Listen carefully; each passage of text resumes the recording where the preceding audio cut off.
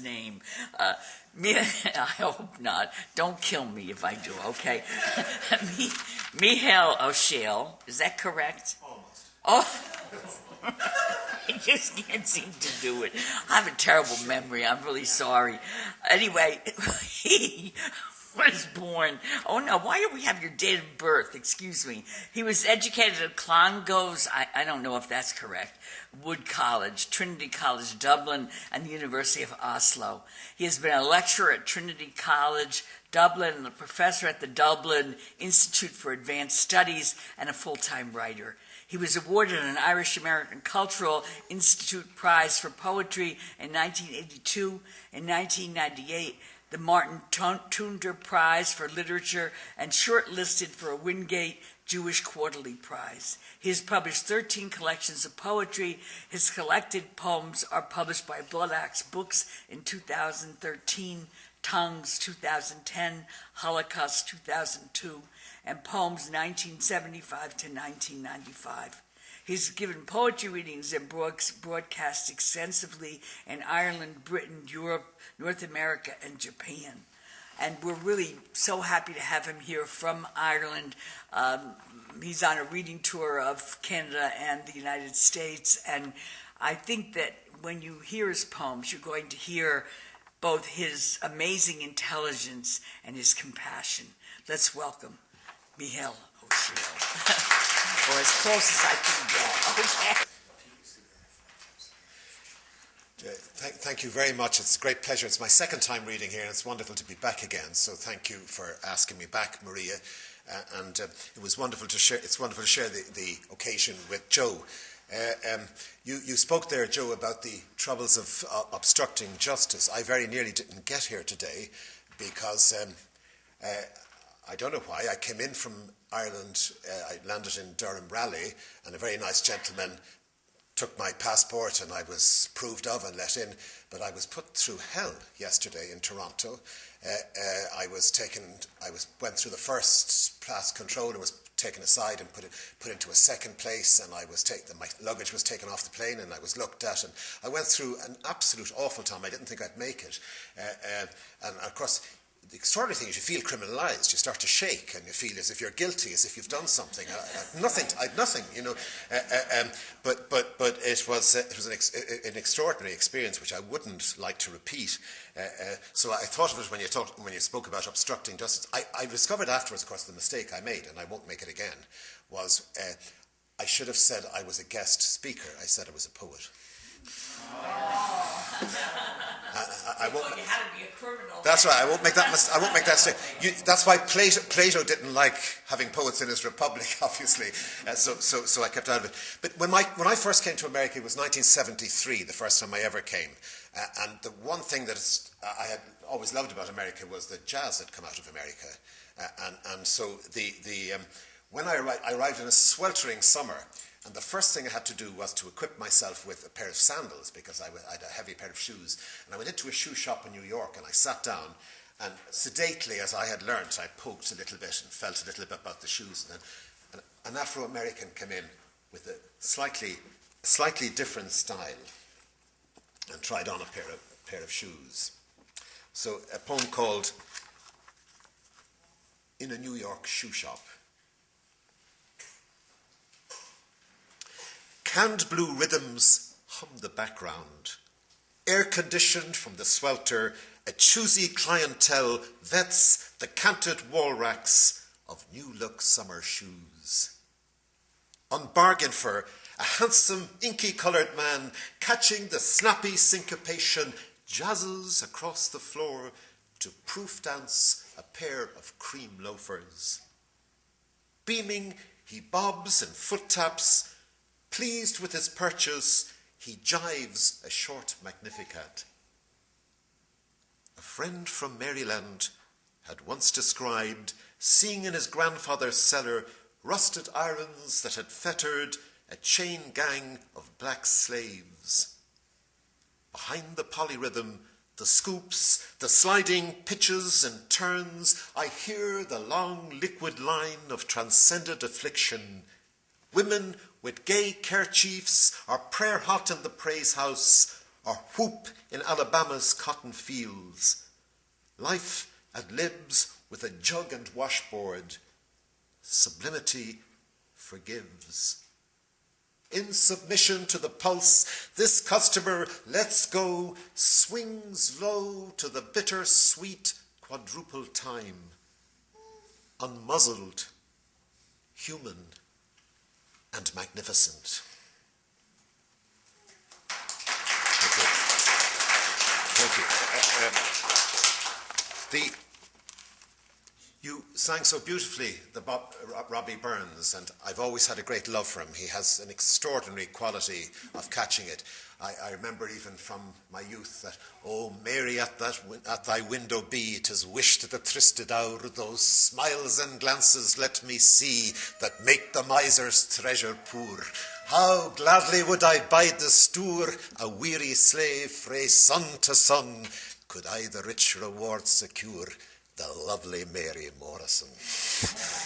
So that's by way of preference of introducing a love poem which I want to read from a very early part of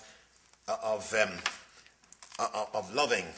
That part where it's all still that beautiful sensuality, all that moment when you're walking on air. In fact, there's people that call themselves they talk about neuroplasticity, and they say that when you fall in love, all the pleasures are firing in your head in an extraordinary way, which we've all experienced at some stage. So I'm going to change now I'm fascinated by jazz because I think it's a great symbol for our times, because in all the sort of sciences we can describe but we cannot predict. There's always the jazz factor, always something that's going to happen unexpectedly.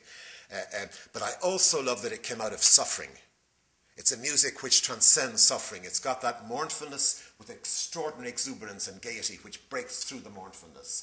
It has that in common with klezmer, of course, from Eastern Europe, and it has in common with Irish ceilidh music, which came out of Famine Ireland. So I'm now going to move from jazz to concertina, the music played, a lot of traditional Irish music, an instrument, a lot of Irish traditional music is played on. It starts with a reference to Herrick, which is the wonderful poem, "When as in silks my Julie goes, then methinks how sweetly flows the liquefaction of her clothes. Then when I cast mine eyes and see that brave vibration each way free, oh, how that glittering taketh me." So in that tradition, concertina. I know Herrick's secrets. Another naive man, I too begin to flirt, taken by folds of skirt, which like a Japanese fan flicker accordion pleats, sways of silk redundancy, whose melodies fall of light and dark caprices, concertina creases to play my nerves, and call a rousing tune, I fancy. The first relax chords before a tune gather speed, the rallentendo of our toysome unswaddlings, switch and swap of roles, homo ludens, make believe, master or mistress, geisha of dentel and thong, or Amazon queen, gentle games of the chamber, license of delight, time beguiling and time out, our playful anything goes. Festina lente, the lovemaker's paradox, haste made slowly, pleasures of vigilance as a celerendo rhythms in a squeeze box now gather towards the zenith of the dance, and we clamour for a Needon we still grieve, to let this moment melodeon eternally on. Adam in his garden cries out to his Eve, "Oh, do not abandon me in my abandon." A melody peaks, evens out, and mellows. Soft cadenzas beckon childhood's sandman and dream the pliant frame of a ballerina forever dancing to a tune's pleated bellows trembling into the narrows of a reed organ. Paradise squeezed in folds of a concertina. Thank you. The next poem I want to read for you is it's an elegy from my father-in-law. My late wife was from Donegal, which is the top left-hand corner of Ireland, northwest, the head on the Little Bear, which is Ireland.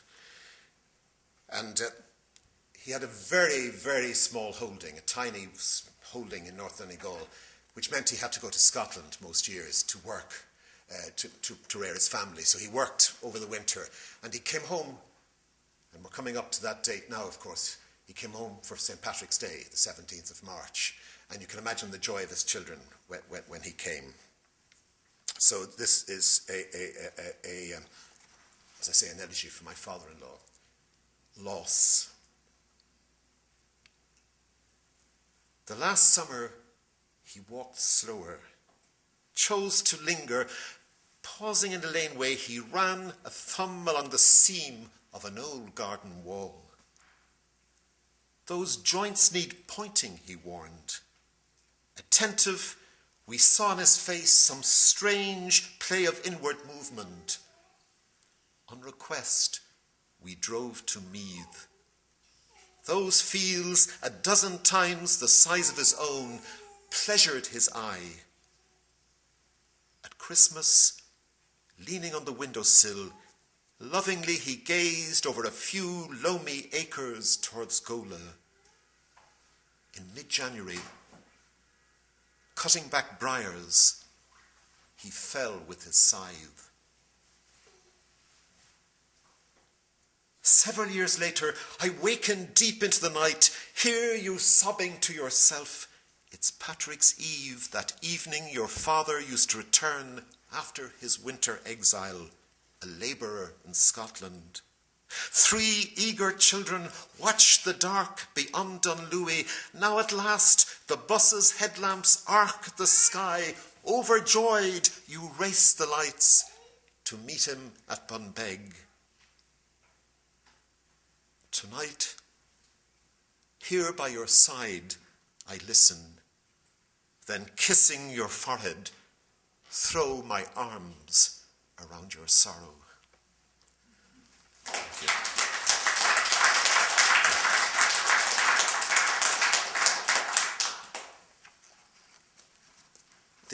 I had, as I was saying very briefly to the workshop people that I had the pleasure of dealing with, that I had always had a great fear of death as a boy, terrible fear, and right into my youth.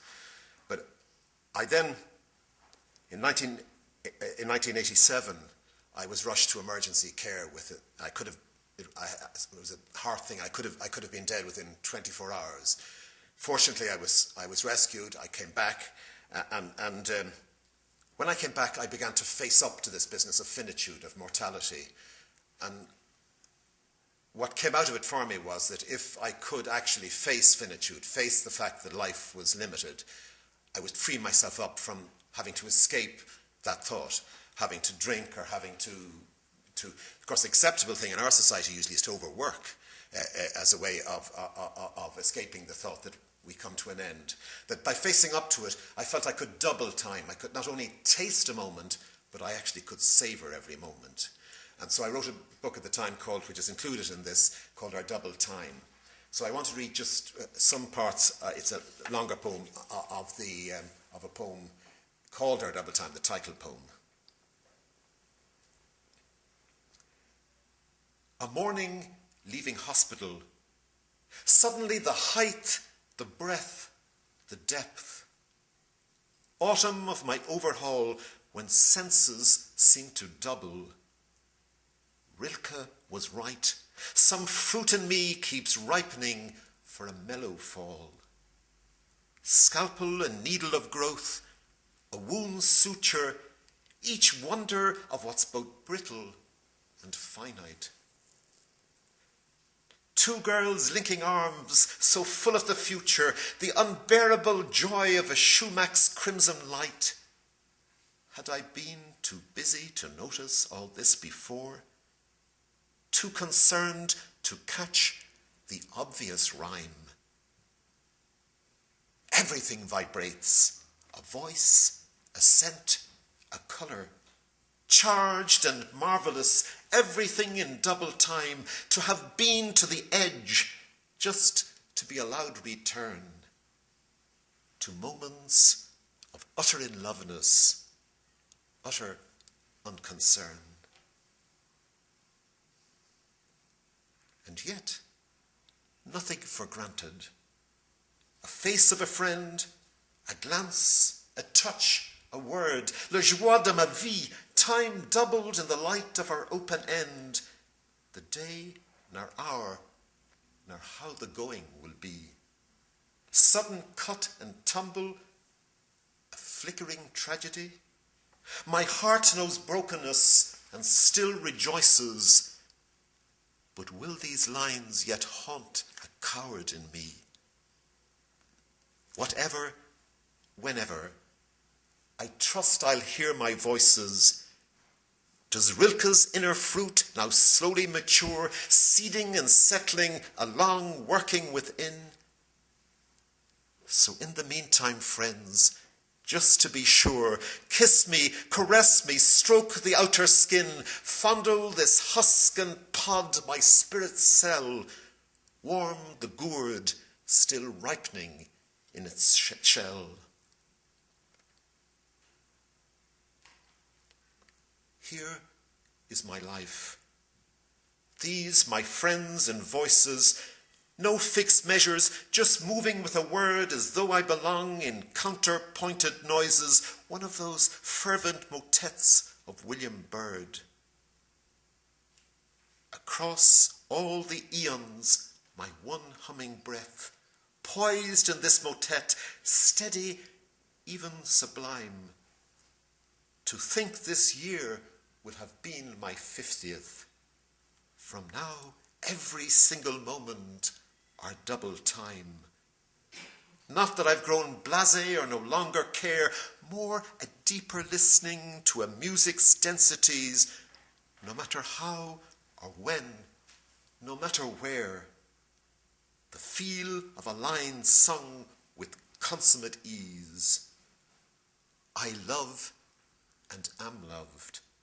All my tininess rejoices that I'll have been a voice among your voices.